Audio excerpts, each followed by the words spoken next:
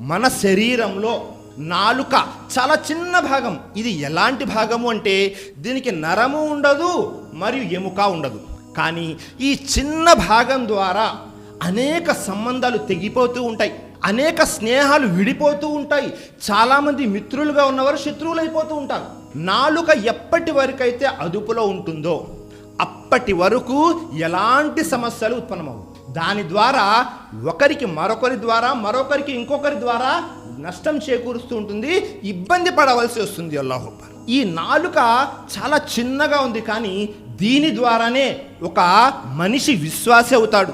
ఈ నాలుక ద్వారా వచ్చే మాటల ద్వారానే ఒక మనిషి కాఫిర్ అయిపోతాడు, తిరస్కారి అయిపోతాడు, మరొక మనిషి ముష్రిక్ అయిపోతాడు. ఈ నాలుక ద్వారా వచ్చే మాటల ద్వారా. అల్లాహు